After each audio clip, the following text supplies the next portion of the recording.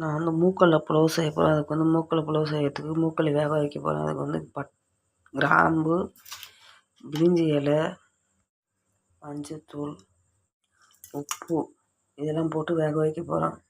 2 spoon நெய் ஊற்றிக்கிறேன். எண்ணெய் 2 ஸ்பூன் ஊற்றிக்கிறேன். பட்டை, கிராம்பு, ஏலக்காய், சோம்பு, ஜீரகம் எல்லாத்தையும் போட்டு பொரிச்சிக்கலாம். 4 பச்சை மிளகாய் போட்டுக்கிறேன்.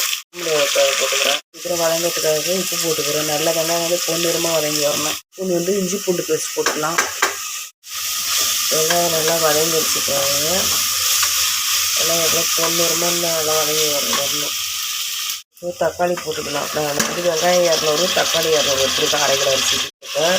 இதில் வந்து நம்ம கொத்தமல்லி தூள், மிளகாய் தூள், மஞ்சள் தூள், காஷ்மீர் மிளகாய் தூள், சன்னா மசாலா இது எல்லாத்தையும் போட்டு நல்லா கலர்ஃபுல்லாக வந்துச்சு. பிறகு நல்லா வதங்கிடுச்சு. இந்த டைம் நம்ம தண்ணி ஊற்றிக்கலாம். இப்போ பாஸ்மதி ரைஸ் தான் தூள் கழுவி எடுத்து வச்சுருக்கேன். இப்போ போட்டுக்கலாம். நான் இப்போ சுண்டல் வேக வச்சு எடுத்து வச்சுருக்கேன். நல்லா வந்துச்சு பாருங்கள். இப்போ இந்த சுண்டலை போட்டுக்கலாம். இப்போ பாருங்கள் இந்த அளவுக்கு வந்திருந்தால் போதும். இதோடையே நான் சுண்டல் போட்டுக்கிறேன்.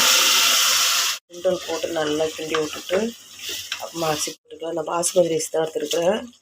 நான் 1/2 கிலோ அரிசி எடுத்துருக்கேன். 3 டம்ளர். அதுக்கு வந்துட்டு நான் 4 1/2 டம்ளர் தண்ணி ஊற்றிக்கிறேன்.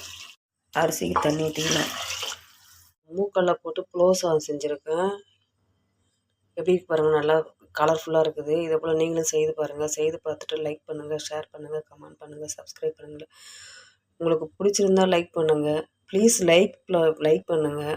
நான் மூக்கடலை சுண்டல் போட்டு புலவு சாதம் செஞ்சுருக்கேன். இதே போல் நீங்களும் செய்து பாருங்கள். செய்து பார்த்துட்டு லைக் பண்ணுங்கள், ஷேர் பண்ணுங்கள், கமெண்ட் பண்ணுங்கள், சப்ஸ்கிரைப் பண்ணுங்கள்.